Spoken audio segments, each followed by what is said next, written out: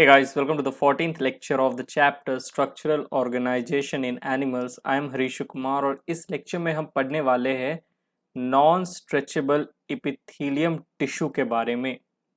Non stretchable epithelium tissue को हम दो पार्ट में पढ़ेंगे। ये पार्ट 1 है। तो चलो ये लेक्चर शुरू करते हैं। देखिए, हम कंपाउंड इपिथेलियम के बारे में पढ़ रहे थे। हमने कंपाउंड इपिथेलियम को दो फर्दर दो टाइप्स में डिवाइड किया था, एक तो स्ट्रेचेबल इपिथेलियम और एक नॉन स्ट्रेचेबल इपिथेलियम। ये जो दो टाइप में हमने कंपाउंड इपिथेलियम को डिवाइड किया था, ये हमने किया था on the basis of stretchability. Stretchable epithelium में हमें स्ट्रेचेबिलिटी देखने को मिलती है, नॉन स्ट्रेचेबल इपिथेलियम में हमें स्ट्रेचेबिलिटी देखने को नहीं मिलेगी। नाम से ही पता चल रहा है। स्ट्रेचेबल इपिथेलियम को हम ट्रांजिशनल इपिथेलियम भी कहते हैं और अभी अभी पिछले लेक्चर में हमने इसके बारे में डिटेल में पढ़ा। इस लेक्चर में हम शुरू करने वाले हैं नॉन स्ट्रेचेबल इपिथेलियम को, जो कि तीन तरह के होते हैं, stratified squamous, stratified cuboidal and stratified columnar. ठीक है, तो चलो पहले नॉन स्ट्रेचेबल इपिथेलियम के बारे में कुछ जानते हैं, फिर इसके टाइप्स को पढ़ेंगे। ठीक है, तो moving on to the next slide. देखिए, नॉन स्ट्रेचेबल इपिथेलियम टिश्यू के जो सेल्स होते हैं ये इंटरकनेक्टेड होते हैं by desmosomes. Transitional epithelium tissue के जो सेल्स थे वो एक दूसरे से इंटरकनेक्टेड थे बाय इंटरडिजिटेशन। लेकिन जब हम बात करते हैं नॉन स्ट्रेचेबल इपिथेलियम की, तो cells are interconnected by desmosomes. यहाँ पे मैंने ट्रांजिशनल इपिथेलियम टिश्यू का एक डायग्राम, एक फिगर दिखा दिया है, और फिर अब हम ट्रांजिशनल इपिथेलियम को नॉन स्ट्रेचेबल इपिथेलियम टिश्यू के साथ कंपेयर करेंगे। ठीक है, देखेंगे कि ऐसा दोनों टिश्यू के स्ट्रक्चर में क्या क्या अंतर है। इसीलिए मैंने ट्रांजिशनल इपिथेलियम का जो फिगर है उसको यहाँ एक बॉक्स में आपके सामने रख दिया। अब देखिए, ध्यान से सुनते रहिएगा। जो हमारा नॉन स्ट्रेचेबल इपिथेलियम टिश्यू है उसके जो सबसे इनर मोस्ट सेल्स है, जो इनर मोस्ट सेल्स यानी कि जो बेसमेंट मेम्ब्रेन के एकदम करीब है, इन्हें हम कह रहे हैं इनर मोस्ट सेल। इनका शेप कैसा है? क्यूबॉइडल है। ये क्यूबॉइडल भी हो सकता है, ये कॉलुमिनार भी हो सकता है। लेकिन जब हम बात करते हैं ट्रांजिशनल इपिथेलियम की, तो जो इनर मोस्ट सेल होते हैं वो हमेशा क्यूब लाइक क्यूबॉइडल ही होंगे। लेकिन नॉन स्ट्रेचेबल में इनर मोस्ट सेल क्यूबॉइडल भी हो सकते हैं, कॉलुमिनार भी हो सकते हैं। ये जो इनर मोस्ट सेल है इनके पास होता है हाई माइटोटिक इंडेक्स। इंडेक्स का मतलब होता है यहाँ पे नंबर। इंडेक्स का मतलब क्या है? नंबर। तो हाई माइटोटिक नंबर है, हाई माइटोटिक इंडेक्स से धराधर डिवीजन करते हैं, माइटोसिस करते हैं, डिवाइड करते हैं। खास बात तो ये है कि ये जो इनर मोस्ट सेल है ना, इनके अंदर अब इनका हाई माइटोटिक इंडेक्स है तो ये धराधर डिवाइड करेंगी, और ये जो सेल्स है इनके ऊपर में जो ये सेल्स है इनके फॉर्मेशन में मदद करेंगी। ठीक है, ऊपर के जो सेल्स है इनको भी जर्मिनेट कराएंगी। जर्मिनेट कराने का काम किसका है? ये इनर मोस्ट सेल्स का, जो सबसे इनर मोस्ट सेल्स है।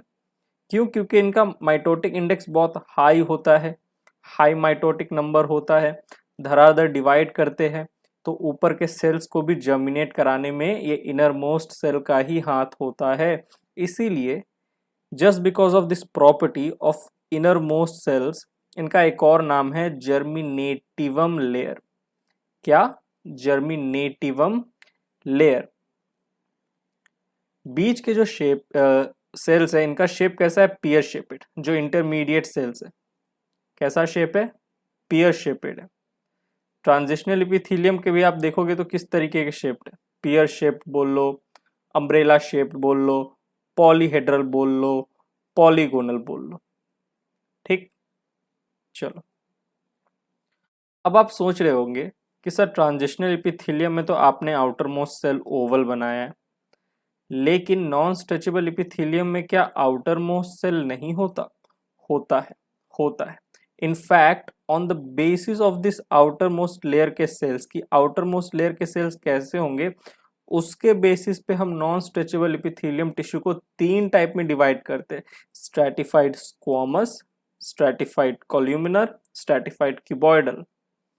ठीक है, तो ऑन द बेसिस ऑफ कि ये जो नॉन स्ट्रेचेबल इपिथेलियम टिश्यू है, ये इनका जो इनर मोस्ट सेल है और आउटर मोस्ट सेल है, देखो इनर मोस्ट सेल कैसा है, क्यूबॉइडल कॉल्यूमिनार, तो ऑन द बेसिस ऑफ कि आउटर मोस्ट सेल कैसा होने वाला है, उसके बेसिस पे हम नॉन स्ट्रेचेबल इपिथेलियम टिश्यू को 3 टाइप में डिवाइड करेंगे। नहीं समझ में आ रहा, अब समझ में आएगा। Moving on to the next slide.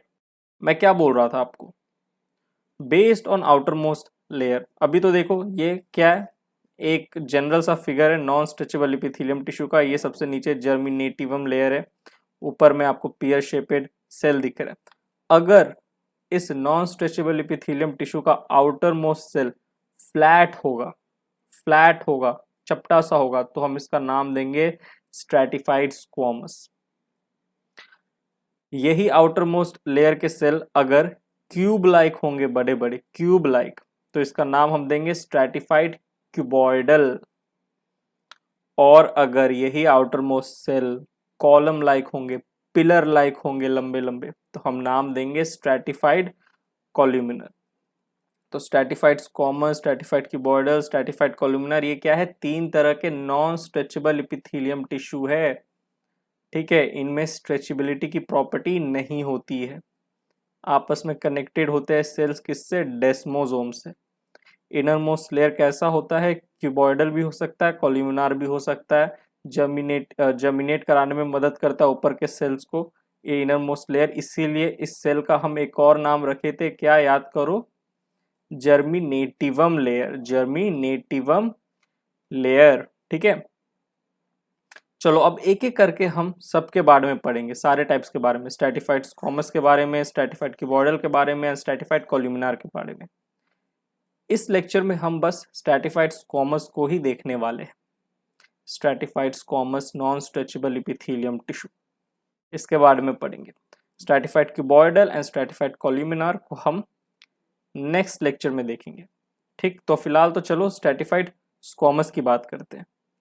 हमारे सामने ये रहा स्ट्रैटिफाइड स्क्वामस इपिथेलियम टिश्यू। ठीक है, इनर मोस्ट लेयर कैसा होगा, क्यूबॉइडल होगा या कॉल्यूमिनार हो सकता है। मिडिल लेयर कैसा होगा, पॉलीगोनल शेपेड होगा। आउटर मोस्ट लेयर कैसा होगा, फ्लैट स्केल लाइक सेल। ठीक है, अब ये जो स्ट्रैटिफाइड स्क्वामस इपिथेलियम टिश्यू है ना, स्ट्रैटिफाइड स्क्वामस इपिथेलियम टिश्यू, ये भी फर्दर 2 टाइप में डिवाइडेड है। क्या क्या है, चलो देखते हैं। Moving on to the next slide. देखिए, on the basis of keratin protein in the outer most cell, जो आउटर मोस्ट सेल था ना फ्लैट स्केल लाइक, अगर उसमें केरेटिन प्रेजेंट है, केरेटिन के प्रेजेंस और एब्सेंस के बेसिस पे हम जो स्ट्रैटिफाइड स्क्वामस एपिथेलियम है उसे 2 टाइप में डिवाइड कर रहे हैं। अगर जो हमारा स्ट्रैटिफाइड स्क्वामस एपिथेलियम का जो आउटर मोस्ट सेल था, जो फ्लैट लाइक था, स्केल लाइक, उसमें अगर केरेटिन प्रेजेंट है तो हम उसे बुलाएंगे केरेटिन स्ट्रैटिफाइड स्क्वामस एपिथेलियम। ये देखो, ये हमारा क्या है, स्ट्रैटिफाइड स्क्वामस एपिथेलियम है, flat scale like outer most cell है। अगर इसमें ये रहा डिपोजिशन हो गया केरेटिन का, तो फिर अब हम इसे नाम दे देंगे केरेटिनाइज्ड स्ट्रैटिफाइड स्क्वामस एपिथेलियम। और अगर किसी तरह का केरेटिन का डिपोजिशन नहीं है आउटर मोस्ट लेयर में, तो हम इसका नाम देंगे नॉन केरेटिनाइज्ड स्ट्रैटिफाइड स्क्वामस एपिथेलियम। ठीक है, तो इनर मोस्ट लेयर के सेल देखो कैसे है, इनर मोस्ट लेयर के तो क्यूब या क्यूबॉइडल है, बीच वाले कैसे है, पियर शेपेड है, आउटर मोस्ट कैसा है, फ्लैट और स्केल। अगर इस आउटर मोस्ट फ्लैट और स्केल वाले शेप में जो सेल है, शेप के जो सेल है, इसमें अगर केरेटिन का आपको दिख गया प्रेजेंस, तो आप इसको कह दोगे केरेटिनाइज्ड स्ट्रैटिफाइड स्क्वामस एपिथेलियम। और अगर केरेटिन एब्सेंट है तो आप इसे कहोगे नॉन केरेटिनाइज्ड स्ट्रैटिफाइड स्क्वामस एपिथेलियम। अब आपको एक बात पता होना चाहिए कि केरेटिन अगर ये इसका डिपोजिशन हो गया, केरेटिन अगर आउटर मोस्ट लेयर में आ गया, तो केरेटिन क्या करता है, ये जो सेल्स है ना, जो आउटर मोस्ट लेयर के सेल्स है, जो फ्लैट सेल्स है, केरेटिन क्या करेगा, इन सेल्स के मेटाबॉलिक एक्टिविटी के साथ इंटरफेरेंस करेगा, इंटरफियर करेगा, और मेटाबॉलिक एक्टिविटी को क्या कर देगा, स्लो कर देगा, वीक कर देगा। केरेटिन मेटाबॉलिक एक्टिविटी के साथ क्या करता है, हिंडरेंस करता है, यानी कि मेटाबॉलिक एक्टिविटी को स्लो करता है। तो जो सेल होती है उनकी डेथ हो जाती है। तो केरेटिनाइज्ड स्ट्रैटिफाइड स्क्वामस एपिथेलियम में जो ये जो आउटर मोस्ट लेयर के सेल्स है, आउटर मोस्ट लेयर के सेल्स ये डेड होती है, नॉन लिविंग होती है। बाकी ये सब जो है ये सब तो लिविंग है, लेकिन जो आउटर मोस्ट है ये डेड है, क्योंकि इसमें केरेटिन का क्या हुआ है, प्रेजेंस है, केरेटिन का डिपोजिशन है। अब अगेन ऐसा क्यों हो रहा है, क्योंकि केरेटिन क्या कर रहा है, इन सेल्स के मेटाबॉलिक एक्टिविटी के साथ इंटरफियर कर रहा है, उंगली कर रहा है और मेटाबॉलिक एक्टिविटी को स्लो कर दे रहा है। तो सेल्स की इवेंचुअली क्या हो जा रही है, डेथ हो जा रही है। सेल्स के साथ साथ जो सेल ऑर्गेनेल है उनकी भी डेथ हो जाएगी, वो भी आपको नहीं दिखेंगे, सेल ऑर्गेनेल भी डिसअपियर हो जाएंगे, डिस्ट्रॉयड हो जाएंगे, डिस्ट्रॉयड हो जाएंगे। फिलहाल तो यहाँ पे मैंने न्यूक्लियस दिखा के रखा है, लेकिन ये न्यूक्लियस भी नहीं होते। ठीक है, चलो अब आगे बढ़ते हैं। और keratin stratified squamous epithelium, non keratinize stratified squamous epithelium के एग्जांपल्स देखते हैं कि कहाँ पे ये पाए जाएंगे।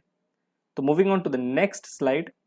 तो यहाँ पे आपके सामने है केरेटिनाइज स्ट्रेटिफाइड स्क्वामस एपिथेलियम। देखिए जो आउटर मोस्ट सेल है ये डेड है, इसीलिए मैंने यहाँ पे न्यूक्लियस को शो नहीं किया इस बार।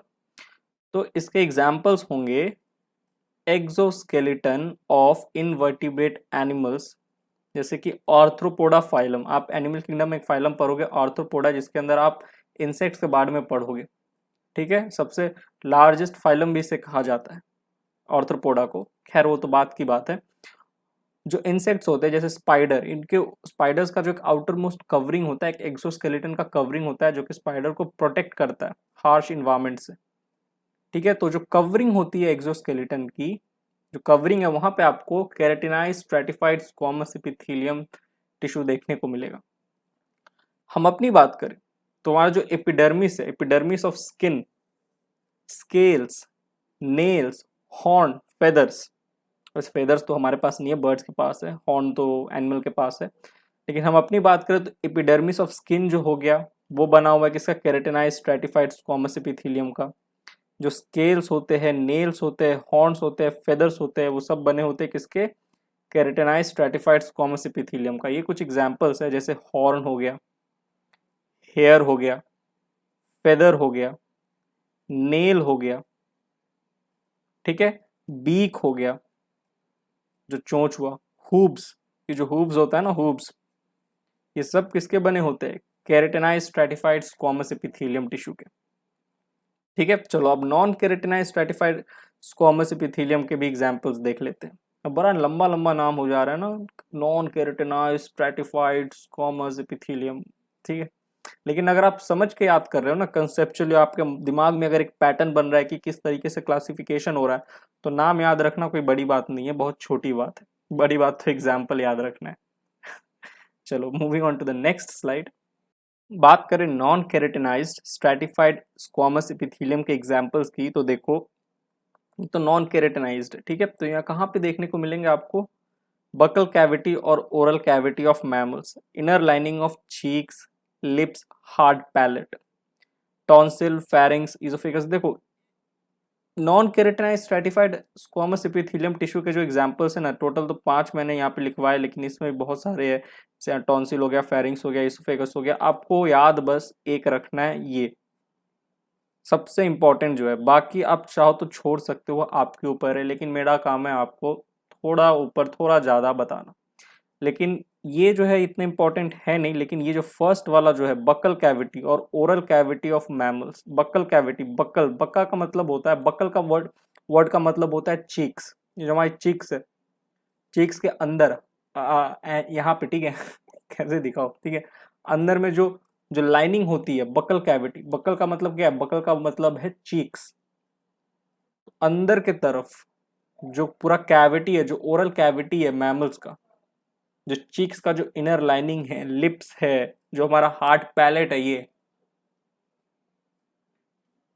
समझ रहे हो ना, मतलब कैसे बताओ, मेरे को तो समझ ही नहीं आ रहा।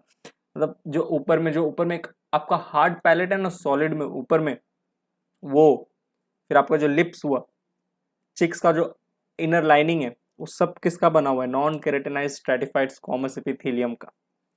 ठीक है, तो पहला एग्जाम्पल, ये जो फर्स्ट 2 एग्जाम्पल है आप ध्यान में रखो, बाकी आप छोड़ भी सकते हो। बोल रहे हो कि सर पहले फर्स्ट बोले थे अब दूसरा ही बोल दिए, 2-3 मिनट और पर आएंगे तो साढ़े बोल देंगे। नहीं नहीं, ये 2 ही याद रखो रे बाबा, ये 2 ही याद रखो, ज्यादा याद नहीं करना है तुमको। ठीक है, ज्यादा टेंशन नहीं लेने का, फिजिक्स केमिस्ट्री भी पढ़ना है तुम्हें।